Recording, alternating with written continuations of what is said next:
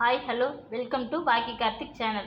So இந்த video எதுக்குன்னு பார்த்தீங்கன்னா, நிறைய சப்ஸ்கிரைபர் கேட்டிருந்தீங்க, எல்லா கடையிலையும் நகை சீட்டு போடலாமா வேணாவா, இல்லை கோல்டு வாங்க எந்த கடை தான் பெஸ்ட்டு, இல்லை நகை வாங்க கோல்டு சீட்டு தான் போடணுமா, எனக்கு என்ன தெரிஞ்சிருக்கோ அதை நான் உங்கள்கிட்ட ஷேர் பண்ணுறேன்.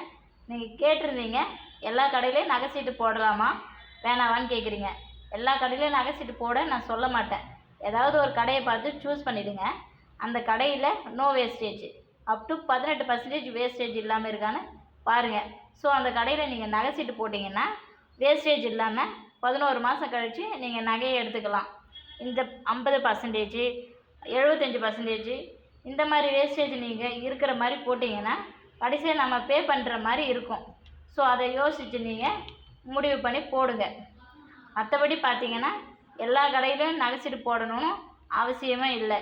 இப்போ நான் ஜிஆர்டியில், ஏவிஆரில் இந்த கடையில் 2000, அந்த கடையில் 2000 இப்படி போடுறேன். அதுக்கு பதிலாக ஒரே கடையாக நம்ம ஒரே கடையில் 2 சீட்டாக கூட போட்டு கடைசியாக ஒரே பொருளாக மொத்தமாக சேர்த்து கூட நம்ம வாங்கிக்கலாம்.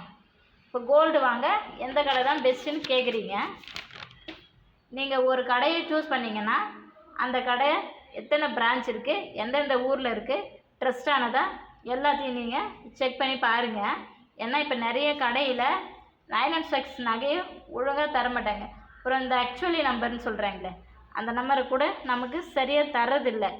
இந்த மாதிரி இருக்கக்கூடாதுன்னா அவங்களோட எல்லா டீட்டெயில்ஸும் தெரிஞ்சுக்கின்னு நம்ம சீட்டு போடுறது நமக்கு பெஸ்ட்டாக இருக்கும்.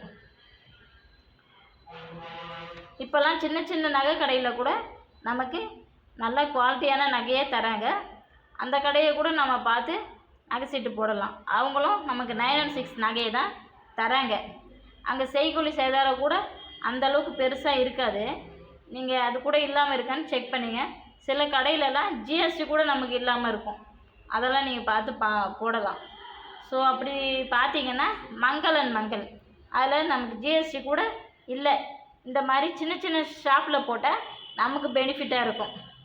சின்ன கடைங்கள்லாம் பார்த்தீங்கன்னா பரம்பரையாக கடைங்க வச்சிட்ருப்பாங்க. அவங்க கடைங்கள்லாம் நமக்கு அந்த கடை ரொம்ப தெரிஞ்ச கடை, அவங்க நம்ம நம்பிக்கையான ஆளுங்க அப்படின்னு சொல்லிட்டு நமக்கு தெரிஞ்சதுன்னா அந்த கடையில் கூட நம்ம நகைச்சீட்டு போட்டு நம்ம மொத்தமாக பொருளாக வாங்கிக்கலாம். நகை சீட்டு போடணும்னு முடிவு பண்ணும்போது நம்ம ஜுவல்ஸ் எடுக்கணும்னு நினச்சிட்டோம்னா அதுக்கு நகை சீட்டு தான் பெஸ்ட்டு சாய்ஸ்ன்னு நான் உங்களுக்கு ரெஃபர் பண்ணுறேன். அதுக்கப்புறம் ஜுவல்ஸுக்கு பதிலாக நம்ம காயினாக கூட சேவ் பண்ணி வைக்கலாம். அது தேவைப்படும் போது நம்ம ஜுவல்ஸாக மாற்றிக்கலாம். வேஸ்டேஜ் இல்லாமல் ஜிஎஸ்டி மட்டும் நம்ம கொடுத்து வாங்குகிற மாதிரி இருக்கும். சில கடையில் நம்ம காயினை கொடுத்து காசாக கூட வாங்கிக்கலாம். ஸோ எனக்கு தெரிஞ்ச சின்ன சின்ன விஷயத்த நான் உங்கள்கிட்ட ஷேர் பண்ணியிருக்கேன்.